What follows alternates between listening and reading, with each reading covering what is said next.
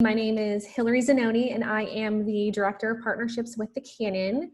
We're doing something a little different today, the first of what will hopefully be many startup stories. Joining me today is Mike Cornett, President of Texas Citizens Bank, the official bank of the Canon and Canon Ventures, and Nellie Chappell-White, President of JES Tech, a federal contractor specializing in occupational medicine and laboratory support services. Texas Citizens Bank is the bank for Houston's owner-managed business owners.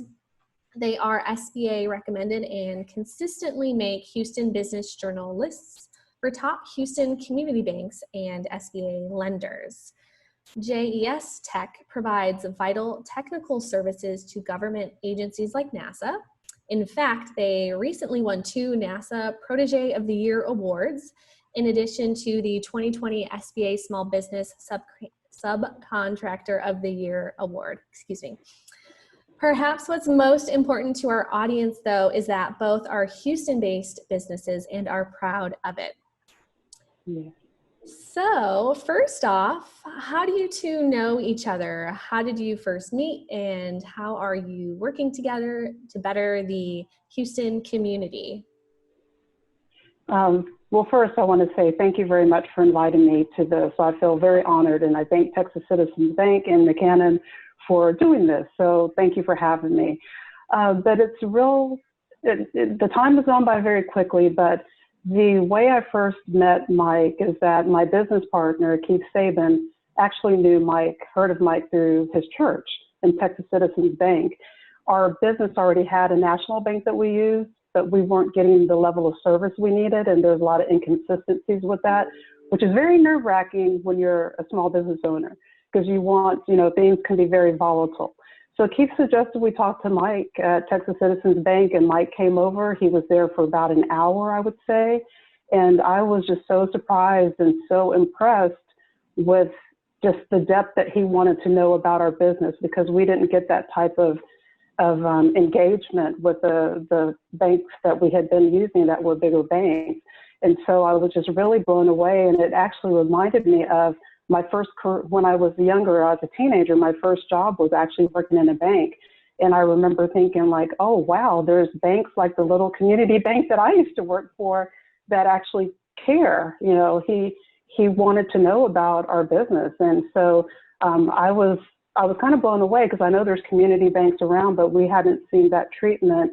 And I was like, okay, they still actually exist in a place like Houston. They're here. And so in the other banks that we had, it was just kind of like you felt you're filling out a cookie cutter type forms, and they're looking for a couple of pieces of information to kind of herd you to a certain type of service level that really didn't fit your business, but you had to go along with it. But Texas Citizen offered us an alternative, and I could say truthfully that Mike and his team, Texas Citizens Bank, cares and knows about JES Tech. I say that without any hesitation at all. And so when we talk to Mike or the people at Texas Citizens Bank, they know us. They know who our customers are, our major customers are. They know the industries we serve. They know the industries we're planning to or trying to expand into. They know that kind of information. And again, we did not get that level of caring and understanding about our business from the other banks that we had dealt with. So I really appreciate Texas Citizens' kind of holistic view about knowing about the business, so that they know how to serve us, and we feel comfortable coming to them and not feeling like we're bothering them, being one of the sheep that's kind of herded around into a big bank system. And so it was so great to have Texas Citizens come on board, to be our business partner. And as far as bettering the Houston community, I would have to say that for JES Tech, our company, what we strive to do is to be a place that offers opportunities for people in the community for jobs and taking care of those people. We call our employees, our company, as the JES Tech family. But I also feel like Texas Citizens Bank has allowed us to do that without any, we have that support behind us. Because again, being a small business, things can be volatile. And when you have the support of your banker and your banker knows you and your business, what you're about, your values, and you share the same values, that completely makes a big difference, and it makes us a stronger employer for the community itself. So I would have to start by saying that. And just on a separate note, I also want to mention that I know that Mike and his team worked very hard during this pandemic with the COVID-19 situation going on.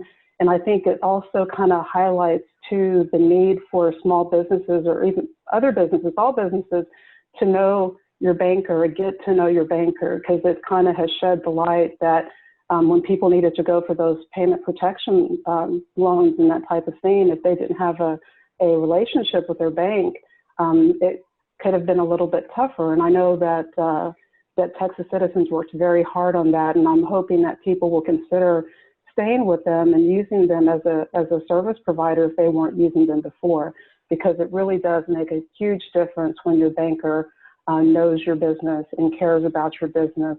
So I just have to start with that. Absolutely. Thank you so much, Nellie. And Mike, is there anything you'd like to add? What was your first impression of Nellie at that first meeting? Oh gosh, like she says, time goes by really fast, and she summarized things so very well. But I was impressed with Nellie from the very beginning. As she said, Keith Saban had invited me to come over, and Nellie was present at the meeting, and her predecessor was present at the meeting, and Keith Saban. And I was just very impressed with Nellie. She's a very sweet person, down to earth, just very enjoyable to be around. But at the same time, you sense her keen intelligence and her ability to persevere and move that company forward. I was told early on that she was going to be the president going forward in just a matter of time. And so I was looking forward to that too, because she's very deserving of that. But just a great person, a great business person, very enjoyable to do business with. And I've enjoyed the relationship immensely. And I don't think she mentioned, but you know, Nellie also referred her husband over to us that has his own business as well. And so we've been able to help him with, Hillary, as you mentioned, one of the SBA loans that we were able to help him with. So so she just helped expand you know, the opportunities with her and her family. Yeah, and if I could add to that too, with my husband's business, which is in a totally different industry, and it's a much smaller business than JES Tech, and we went through again to Texas Citizens Bank and got totally different treatment than he did when he went to a bigger bank. And Mike and his team walked us through that SBA loan process for his business, because we had never done an SBA loan before, and just made it so easy to go through, and they were so supportive with that. So again, if people taking away anything from this, it's like, please get a relationship with your bank. It really makes a big difference in owning a business. Most definitely. I couldn't agree more. So Nellie, I hear you started your first business when you were just 17 years old. Wow.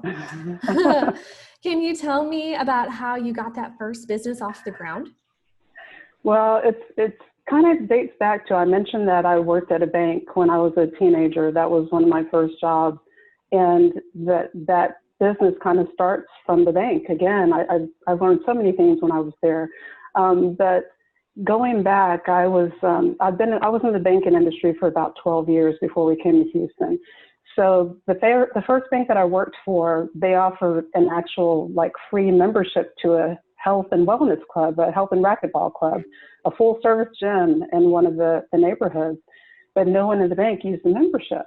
And so I was into fitness and doing stuff on TV and stuff. So I coaxed some coworkers at the bank to go with me to the fitness, to the club, because no one was using the membership and I wanted to go. And long story short, I started going there pretty often, and they offered me a part-time position as an aerobics instructor. But to do that, I had to be self-employed. I wasn't an employee of the health club. And I also kind of looked into personal training, because personal training was just coming out. In those days, the late 80s, it was just coming out. It was something totally new to have people think about having a personal trainer. So anyway, that's how things got started. And then a couple of years later, when I left the community bank, I went to go to a bank processing company. I still stayed in touch with my former colleagues at the bank, and I saw that no one was still using that membership there. So I said, you know what? I have a certification as an instructor. I'm still doing it. And I approached them and said, how about you pay me as a service to come to the bank 2 or 3 times a week and do classes and training for the people here if they're interested. And they said yes. And so we did that. And I remember feeling so accomplished at the time because I put my little invoices together to the old bank that I used to work at and do these classes. And about 1/3 of the people at the bank went. It was a smaller bank. It's not as big as Texas Citizens. We only had about 30 people or so at that bank, that community bank. But that was what kind of my first thing, like, oh my goodness, I'm making an invoice and here's this is. So it wasn't a big business or anything like that, but that was my first taste of, being self-employed and having that responsibility and needing to follow through and customer service. Because even though I knew these people, I had to deliver as an instructor and doing those classes and stuff. And so that's how things basically came through in my first, taste of self-employment and having a business. So what did that experience teach you about leadership? Is there anything that you still use today? Oh, for sure. And I have to say that's kind of a two-pronged, there's 2 pieces to that because I have to give a lot to the bank again. It's kind of ironic that I'm the first person on the show, but my background is in banking. I'm a federal contractor, now our company is, but I learned so much about leadership just being at the bank too. And I have a whole presentation that I give that just talks about my experience at the bank and how it taught me about leadership. Because luckily for me, I had a supervisor that instilled in me that no matter my age, no matter what position I had, no matter how much money I had, I still had influence. And leadership is about influence. And so I was so grateful to have that story or, to be taught that early on. And if people can realize that when they first start their career, it is a very powerful thing because if you don't realize it now, or if you didn't early in your career and you're realizing it now, or you're trying to realize it now, it just reduces so much unhealthy behavior and competition and throwing people under the bus and coworkers and thinking you have to please the boss all the time and at someone else's expense. And there's so many different things that when you can know that that you are a leader, you don't have to do a certain thing to be there. You can be it right now, no matter where you are within your organization or your career. So I can go on all day about leadership. But I have to say that working again in the bank, it taught me about customer service. And because I ascribe kind of to a leadership, it's very about customer service. We're very customer service driven. And I started off in the bookkeeping, which is kind of basically the customer service department back in those days, in the late 80s, early 90s. And you had to deal with a lot of customers, very happy customers and irate customers also. And that really, yeah. And I used to joke, because I remember when we first met Mike, he mentioned something about how people used to, back in the day, go to the bank dressed up in their Sunday best. And I was like, oh yeah, I remember that. But I also recall that sometimes people dressed in their Sunday best would come in the bank and they would be belligerent, that you'd have to, whenever I hear that buzzer, it's like, oh, is this going to be a nice customer? Is it going to be an upset customer? But it taught me a lot about problem solving and customer service and just how big a deal that is. And that kind of bleeds into the instructor part that we were talking about earlier. But as an instructor, I learned a lot about leadership. And again, because of the bank is how I got there. But I understood too that my class trusted me. They came there, you just think, oh, this is a workout or whatever. But I understood and got the sense, okay, these people trust me and they're looking to me to help them fulfill their goals and to do it in a way that they want to come back. They're customers. They don't have to come back. If they don't like me, they don't like what they're doing, they can, they'll leave, and that is not good for the business. So, and I learned that I needed to understand the people that came to my class, just like I needed to understand the bank customers. And by listening, which is a huge theme, you have to be a good listener, and finding out what those people, those participants in the class needed so that they can understand what my class could give them, or if I needed to make adjustments or whatever. That's something that I still do right now, because it all comes down to communication. And with communication and customer service, you know, again, you have to have the good communication in order to be good at customer service too. So communication, it goes hand in hand with being a good leader. And so if you're someone who's in a leadership role and you struggle with communication, you need to work on that, because it is so important to be able to convey a thought, or to listen and know what to communicate about. Because sometimes people think, oh, well, I said this and I said that, but it's like, if you're not listening, you need to know what you need to communicate about. It's not just about opening your mouth and talking. You need to find out what your team needs from you, what you should be doing, and things like that.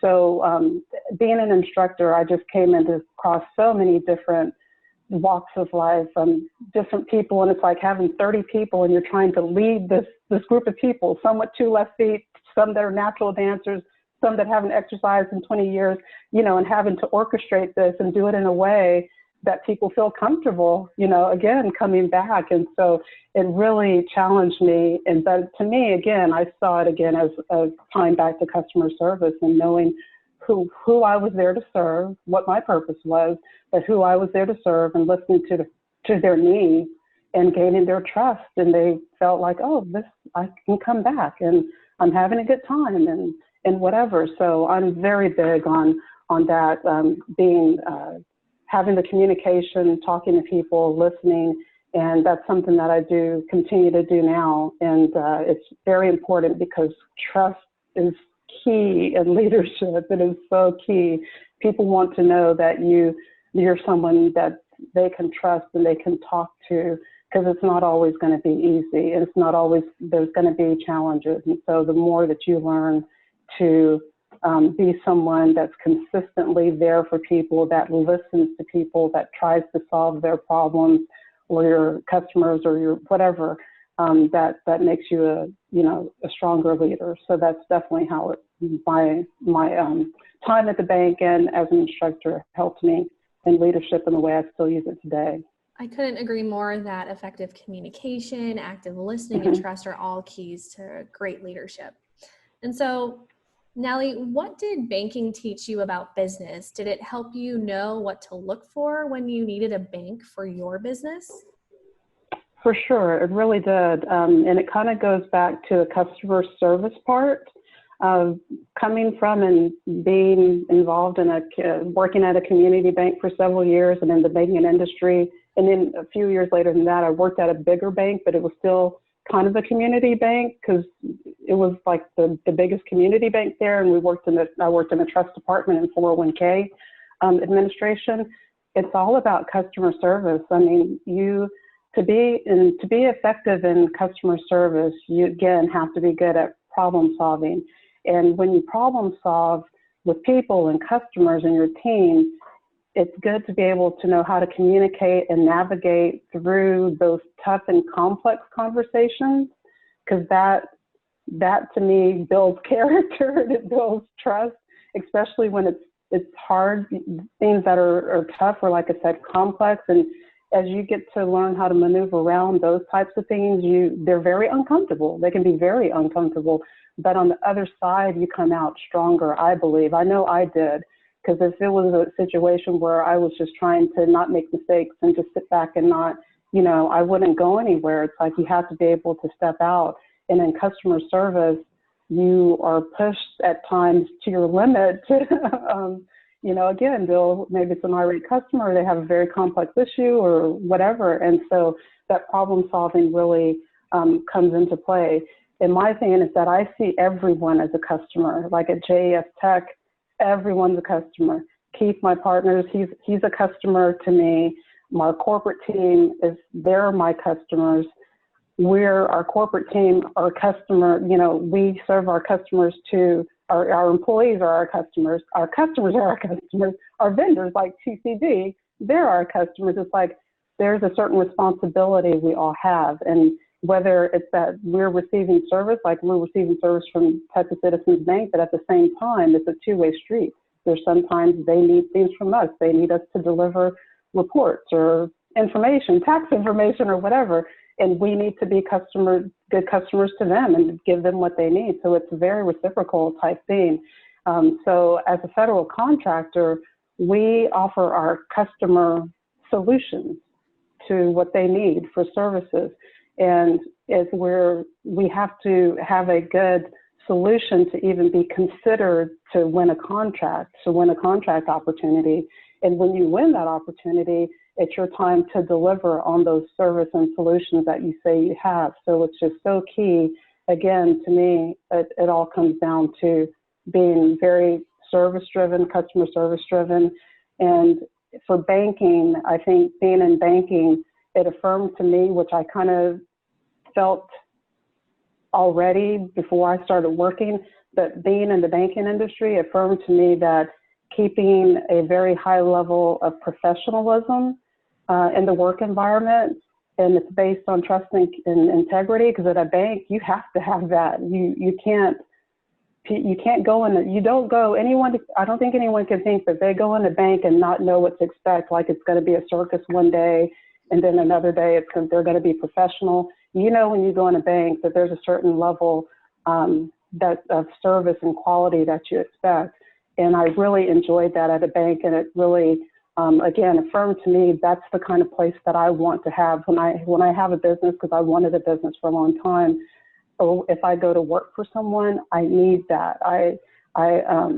That really helps me to seeing that in action at a young age, like, okay, this is the way things should be. Integrity, trust, people being taken care of, those just core little elements like that. And I would just say that lastly, working at that community bank, it just gave me a good glimpse of how business owners also work closely with their bankers, because I was there in the fishbowl in the bank, and I got to see people come in from different walks, different people who own businesses to go see their banker. I see how that really helped, because again, with small business especially, there's a lot of ups and downs, and business construction and building people. There's a lot of, oh my goodness, a lot of ups and downs with the way their process goes too. And it just really taught me, I got to see firsthand, you need to know your bank. They're there to support you. They're there, they need to know how your business is doing in the good times and the bad times. And so I feel very lucky that I was able to witness that at a young age, that I didn't see the bank as someplace I didn't belong, or that it was only for certain people. It was there too, especially if you're a business owner, you really need to have that connection. Most definitely. And Mike, similar question for you. What was your first job, and why did you decide to eventually co-found a new bank? Well, I guess listening to Nellie, I can understand why we have such a good relationship, because there's so many similarities in our background and all. But I guess aside from throwing a newspaper or cutting grass or what have you, I got into banking almost 45 years ago as a part-time teller. Wow. And didn't know exactly what I wanted to do, but I used that as a segue to go back to school, taking finance classes and what have you. Really didn't think that I would stay in banking. It was just, to me at that time, was just going to be a stepping stone for me to find out what I wanted to do. So part-time teller led to full-time teller, led to head teller, led to a lending position. It just kept going, and I really my background in banking has just been a real blessing. I can't believe the opportunities that have opened up for me throughout that time. But I always liked people. Always, like as Nellie said, problem solving. I like going the extra mile for people. And I was fortunate for most of the time to be in community banks, a couple of which grew up, got bought by larger banks, and I would flee back into a community arena and all. And the last time that happened, which was about 15 years ago, a larger bank had bought the bank that had been at that time for about 10 or 11 years. And a group of us at that time said, you know, we love community banking.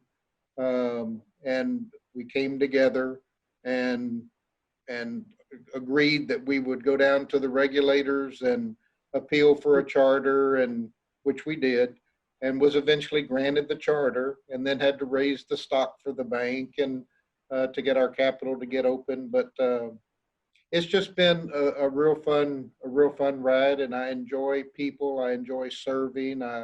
That's kind of a mantra of mine, serving, and I love to service people and help take care of their financial needs, their banking needs, and to be a trusted advisor. You know, there's often times where the bank may not be the facilitator of a certain need that a customer may have, but if we can steer them or direct them to someplace that best suits their needs, they remember that, and they'll come back to you for other opportunities down the line. So it's about building relationships too. You know, when we started this bank and we went to a hotel and rented a room so we could all try to formulate what we wanted to be, who we wanted to be, who we were going to cater to, and so forth. Our goal was to be a bank that serves the needs for small to mid-sized businesses, and not so much consumers, although we do a little bit of consumer business, but really the needs of the business community. So, and we've never really wavered from that. It's been a bank that takes care of the needs of the business folks. And Mike, to follow up here, you know, what has your time in banking taught you about business, and more specifically, the business owners you serve? What it's taught me about business, as Nellie said a little earlier, is that, you know, with all the ebbs and flows and different cycles, different things that, you know, that come up, be it a natural disaster, be it something in the economy, what have you, that business owners have good times and they have some very stressful times. And I've always prided myself and the banks that I've been at to be there for people in both of those scenarios. When things are good, continue to give them counsel on, you know, remaining conservative and, you know, not going too far out, stretching themselves out too far, because times can get bad and they go in cycles. And conversely, when things are bad, be there to help support those people in times of need. You know, I think it's often said that, and a lot of customers will say that anybody can be there for a customer when things are going well. But who's going to be there to stand beside them when maybe things aren't going quite so well and they need your help? That's a battle sometimes that we face with regulatory bodies and what have you, but as best we can, we try to stand beside our customers in both good and bad. Well, thank you, Mike.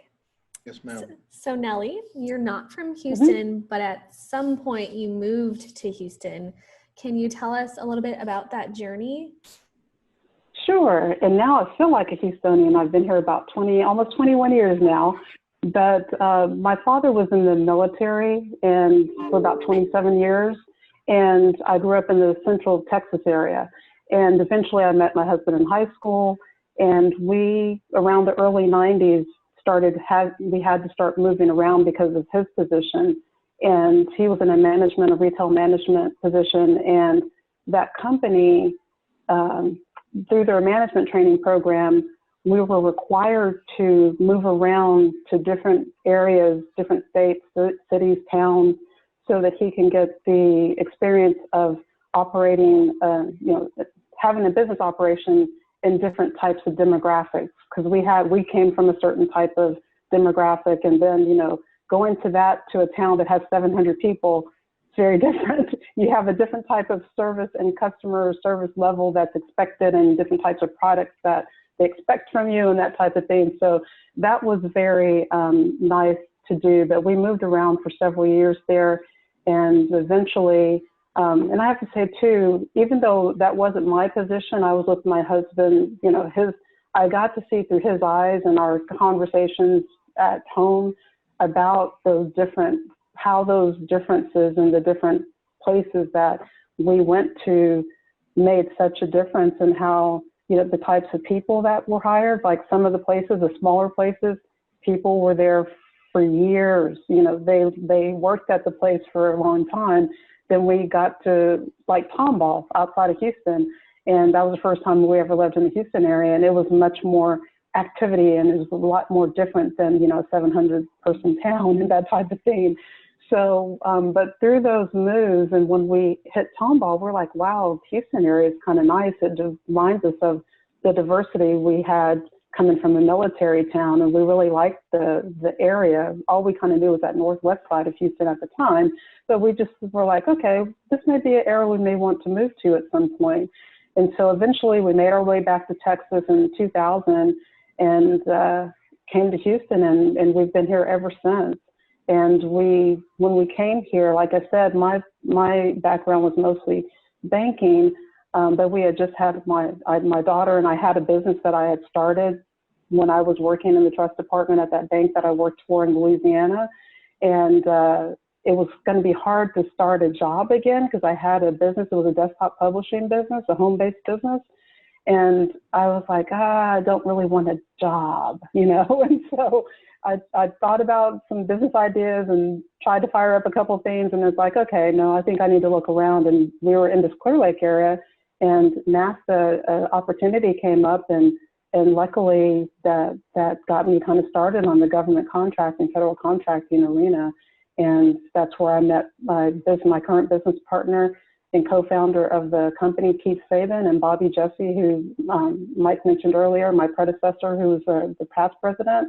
And so it's led me to this, but yeah, I can't believe it's been 20 years already. That's incredible. Wow. I've been here for 5 years or so. Oh, it's great. It is. I couldn't agree more with your comment about Houston being very diverse. There's so much opportunity here. But Nellie, I was wondering if maybe you can expand upon a little more as to why you started JES Tech and what pushed you to really go for it. Okay. And like I just mentioned before, Keith and Bobby, they are actually the co-founders. I did not start JES Tech. Keith Sabin and Bobby Jesse are the original co-founders of the company. And we actually worked for a prior company before. That's how we met. We worked for another NASA contractor, and that's how I met Keith. And then I met Bobby afterwards. She had already left the company, but I met her through Keith. And a few years after we all had left that company. And one day Keith called me and said, hey, Bobby and I are going to start our own company, and I need you to help me come run it. And it's like, okay, sign me up. You know, I knew Keith very well because we worked very closely together in the roles that we had in that prior employer. And then I knew Bobby through Keith and got to know him. And for whatever reason, Keith had said, you don't know Bobby Jesse, you know, this is before I met her, but you two need to meet. And he didn't know what it was, but I think he had some foresight. He just didn't know. But we ended up running the company together. And a few years in, I became a co-owner of the company too. But I was there from day one with them. And so back then, I think about those days, it's like I did everything. It was from payroll to accounts payable, accounts receivable, taking care. I mean, we did everything. It was like we were such a small operation at that time. And with us being a federal contractor, we're classified as it's a woman-owned business, a woman-owned small business. And we knew, like Mike mentioned earlier, that our plan was going to be that Bobby would exit, and at that time that I would come in to maintain that ownership, being designated as a woman-owned small business. And so it's just crazy to think the years have gone by. It's been 16 years ago since we started that. But I took over ownership, a little over the majority ownership, about 2 years ago, and president and CEO now. And Keith, the other co-founder, is still with me. And so it's like, again, it's been I shouldn't say a wild ride, but it's been a fast ride, and I'm still very excited and have a lot of enthusiasm about the future and where we're going to take the company also. But That's really amazing, Nellie, and quite remarkable, if I must say so. Yes. Yeah, that's awesome. I do have a few final questions for the both of you, lightning round style. So maybe Nellie, you can respond first, and then Mike, you can jump in with your response. But the first question I have for you is, what is your least favorite and then your favorite thing about owning or co-owning a business? The least favorite thing I would have to say about owning and just in general, not just owning a business, but the responsibility of it, is laying off people. We don't have to do it, luckily, that often. We haven't had to do it a lot with our company, but that is the least favorite thing I hate doing, because I know how adversely it affects a person and their family and the community too. And usually it's not planned, it's unexpected. And having to deliver that to people is just, that's the least, I really do not like that part of owning a business or managing in general. It's a tough thing. My favorite thing is that I have a lot of favorite things, so it offsets all of that. But there's just so much, because I love leading the company that provides, again, opportunities for professional and technical growth, and it helps the community and their family. And we, again, have designed it and kept it in a way that we keep our integrity up. We're very excellence driven. You know, you strive for excellence. Not everyone's perfect. You strive for excellence, and in that striving for the excellence, good things, excellent performance happens. And we're, again, very customer service driven. And so those types of things I really love about being an owner and being the one who ensures that is kept up too, because that's my standard also. And so I don't like that to be compromised. And so that's one of the things, or a few of the things that I really love. And the other thing I have to say too, because I have to put a plug in there for our team, because I really love that we have attracted such a great team of professional, technical people that support our business. We have, like I said, I call it the JES Tech family, but we have people, very talented scientists in toxicology and environmental chemistry, virology, nutritional biochemistry, different things like that. And then we also have very talented medical support people that are running the Johnson Space Center Clinic here in Houston. And we have a talented team of quality assurance specialists and clerks. And then we also, I haven't said much about it before, but we also support Department of Defense Special Operations Command, and we have a group of nurse case managers that help care for Special Operations Command forces too. And so it's just amazing, and we're just so honored to have such a great and outstanding team be a part of, that call JES Tech home, and I want them to be taken care of. And so that's some of the things that I really love about having a business. And Mike, what are your thoughts? Well, I think many bankers would say, kind of tongue in cheek, that the things that we dislike the most are probably all the regulations that we have to deal with inside of our industry. I'm sure y'all have heard of them over the years, and how they've just been increasingly getting harder and harder for bankers to operate and make, reasonable, rational decisions. So that's probably one of the more difficult landmines that you have to just kind of walk through in our industry.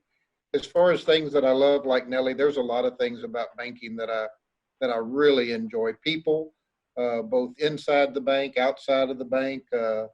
Like Nellie, we have a great team of people here at Texas Citizens Bank, and it's fun for me at this stage in my career to take some of the younger ones and help mentor them and give them some opportunities like I had coming through the ranks myself in the past. And it's so strange when you get to this stage and you can look back. It's surreal, to be honest with you, because you, on one hand, you feel like it's gone by so fast. You were the youngster that was moving your way through the ranks and all, and now you're some of the old guys that were around, and now you're mentoring some of the younger ones. So I think I enjoy dealing with customers. I love getting out visiting with the customers and being with them. I love being on their turf so they can show me what they do, and how they do it that enamors me to see that there's so many different ways that people, generate an income and make a living. So it's just a lot of fun to be out with people and those inside the bank too. Definitely. What would you say is your least favorite and then favorite thing about living in Houston? Nellie, I'll punt that to you first. My favorite thing, I have to say again, is the diversity of Houston, because that's what I grew up and after my husband and I moved around to other areas that I was not familiar with, and seeing the small towns and seeing, different cities and that kind of stuff, it really opened my eyes to some things. And that I really, again, that's what drew us here really, is the diversity and also the opportunity for professional growth and that's out there, and personal growth opportunities and different things like that. A lot of things to do in Houston too. And I just like that Houston strong attitude that really showed itself a few years ago, and it's always been here, but it was really on display. And I really, that really makes me feel good. It's a very resilient community. And so that's what I love about Houston. My least favorite thing, of course, are the hurricanes. Luckily, we haven't been deeply impacted, so I don't like to complain about it, since a lot of people have been through a lot more, worse than we have, for sure. But even with that, I still loved Houston, even with the hurricanes. And I think about just a couple months ago, we bought a raft, and I would have never thought, after hurricane, tropical storm Harvey, it kind of changed things. It's like, we love here, we're not leaving. And it's like, if our neighborhood can flood, we need to be ready for, we're not even in a floodplain. So I kind of joke about it, but it's like, okay, we're really invested here. I think we need to get a raft just in case, it's necessary. So anyway, the hurricanes, but we can live with it. But that's my least favorite. What about you, Mike? Well, I'd say probably the least thing that I like is just that we're, and it's a good thing too, that we get tied to oil and gas and what have you. And so when things are good, it's good for us. And when it's bad for us. So just the cycling of certain things that we're really some of the best at in the world. But being a native Houstonian, I love the city. I love living here. Couldn't think of moving anywhere else. Have traveled a little bit to other parts of the country and always enjoy being somewhere else. But I always love coming back to the roots. I think the people are really friendly here. I like Nellie, I like the diversity. It's nice to have people that come in from outside of the Houston area tell us how friendly people are here in Houston. We take that somewhat for granted, but it's got a little bit of that Southern hospitality in it. And I guess kind of a common theme or common thread of mine is people. And so I love living here because of the people that I get to associate with. I would have to agree with that statement, Mike. I moved from the Midwest, and that was one of the first things that I picked up on when I moved down here. So. Oh, great. Well, thank you. The friendliness and hospitality. Thank you. It's definitely here in Houston. So last question for both of you, I promise. Many people want to own a business, but don't know how to start or scale. What would you tell those people? And perhaps, Mike, you can answer first, followed by Nellie. Sure. Well, we get that opportunity to visit with people quite a bit whenever they're going to they're looking to start up a business.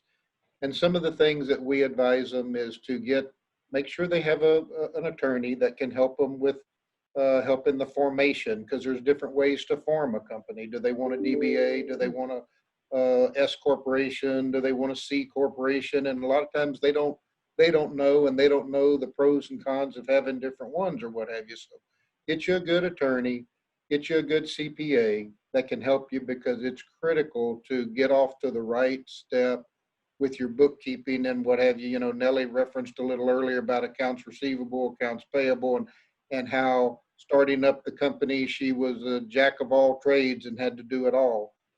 That's true, and a lot of them do, and that's out of their area of expertise, and so they don't really know what they don't know. And so I think it's best if they get them a good accountant, get them a good attorney, and above all, get them a good banker. Of course. if they have those three components, and I think it's also good for people to get into different little trade associations and groups that they can bounce off of one another and learn how different people do things within their business, because I think it helps them. So I like to try to help people educate themselves and get themselves involved in things and get people tied into them that can help them be a success, and not be short-sighted and say, well, I don't want to spend those dollars on CPA or what have you because I really can't afford it right now. My mindset is you really can't afford not to have those kind of people on your team to help you be successful. And Nellie, what do you think? Yeah, and I have a lot of ideas on it's like there's so many things. I started several businesses. Before coming to Houston, I had started 2 businesses, and right now I'm with JES Tech, and like Mike said, my husband has a business too. So I have several perspectives to pull from, being a business owner for a while in different ways. But generally speaking, I would say for entrepreneurs or people who are wanting to start a company, if you've already started a company, I would say do your homework and repeat it. Do your homework, do your homework, do your homework. My advice is kind of more on the practical side, because you need to research what it means to successfully run the kind of company you want. If it's a company that kind of exists, if there's a model that's kind of out there already, research what it takes to, you need to know what it takes to make your business successful. What makes JES Tech successful isn't necessarily the same thing Texas Citizens Bank needs to do to be successful. We're totally different industries, there's certain things that do, but you need to do your homework so you understand that market, from the people that are needed to the processes that are needed to tools. Do you need certifications? Do you need to be registered someplace? All of that. Do your homework on those types of things. And also kind of realize that just because you're passionate, because a lot of entrepreneurs are very passionate about their ideas and what they want to do, but just because you're passionate about something, or you have a service to provide or a product to offer, doesn't necessarily mean you have a viable business or something that may stick around for a while, or that the customers are going to come. Because I can say, been there, done that when I was younger too. It's like, oh, everyone's going to want this. And it's like, no, it's not that simple. And so realize too, passion, it's more than just passion. And if you don't know anything about running a business, like Mike said, those are critical things, like he said, a CPA, attorney, a good banker, and that type of thing. But as far as like he's mentioned about seeking out those resources to get smarter, whether it's taking some courses that, maybe that's what you need to do, or getting mentoring from another business partner, actually working in the industry or a business that's like the business that you want to run, so you get hands-on, you see it up close if you haven't seen it before, and you're not just stepping into something you've never done before. There's things like the Small Business Development Center at UH. We did that. My husband did that when we were first came to Houston, because again, we're always trying to think of like, okay, what kind of business? What can we do? What can we do? But there's resources out there like that. For government contractors like us, there's the Procurement Technical Assistance Center, or called PTAC. Then people have probably heard of SCORE, which is a Service Corps of Retired Executives. They're good sounding boards for things like that too. And again, I would say, especially if you've not done or worked in the industry that you're thinking about starting a business on, to get your feet wet in it, or do something to do that so you're not going too far out on a limb. And if you're currently working, because that's another thing too, is transitioning. If you want to start a business, some people just want to jump all in and go for it. But if you currently work and are pursuing a new business or planning and that type of thing, I would say to try to do it in a phased approach. And it's different for everyone, but I would just be careful before you jump all in on something, because again, especially if you haven't done your homework, you really don't need to do that and put yourself or your family in that kind of situation. Because like I mentioned before, passion is not everything, and it's definitely not going to pay your rent and your bills and that type of thing. So be smart about phasing into going into your business 100%. And I would say also to surround yourself with supportive and successful business-minded people. And like Mike mentioned, trade organizations or those types of things, or if you have to have a certain certification, maybe that certification organization has a certain, groups or something, alumni meeting, anything like that. You need to make sure you surround yourself with people that are supportive. But I should also say you also need to have people that are going to keep you grounded, because a lot of times entrepreneurs can have their heads in the clouds all the time, that everything's going to work out good. I have this idea, and but you also need to be realistic about things. So I'm not saying to have someone there to just crush your dreams, like, no, you can't do that. But you need to have a good balance and look for people that are going to be supportive and expand your network, expand your network, expand your network. It sounds like you'll have an awesome place there at the Canon for people that are starting up and that type of thing. But I would say expand your network, because you never know when your bridges may cross with people, and you may be a resource for someone and someone may have a resource for you, and that type of thing. I'm real big about exchanging and not being in so much competition with people, but actually trying to help each other out. And I would also say that if you go into business with a partner, make sure that it's someone you trust, because you're going to be working closely with that person, but you're also going to be sharing a lot of personal and private information, from tax information, financial, personal, different things like that. So if you're exploring doing a partnership, and I'm sure a lot of people have heard horror stories about that, but luckily, like in our case, I mentioned Bobby and Keith earlier, we all knew each other. We all knew we had the same type of values and integrity level. And so that made it easy for us. But if you're going into business with someone you don't know that well, or you do know well, I mean, you really have to examine that, because you're kind of have to lay your life out there, and especially your tax information and financial history, past, present, all of that type of stuff. And then lastly, I would also say knowing your numbers. We talked about the numbers earlier, like accounts receivable and payable and stuff. If you're a lot of people, or many people that start businesses may not be numbers people. Luckily for me, I learned a lot. I kind of thought I was going to be an accountant back in the day when I was in high school, but numbers are not a challenge for me, but for some people it is a challenge. And if you're one of those people, you need to make sure, like Mike said, you have a CPA or a bookkeeper or someone that's going to keep you straight, because you don't want your business to fall on bad decisions or poor decisions because you didn't invest in the professional help that you needed to get help with those things, like Mike said, that you don't know, because ignorance is not going to, that's not, the tax man will still come, or, the whoever you owe bills to, they're still going to come, So it's very essential that you know your numbers, and you know what profit and loss is. If you don't know, you need to find out. You need to, again, understand what makes your business and your business successful for whatever you're doing. And the last thing I would have to say just is to try to commit to be the best person that you can be. That's one of the best things that you can do as a business owner, as a leader in general too. But your business needs you to do that, and run it with integrity and honesty.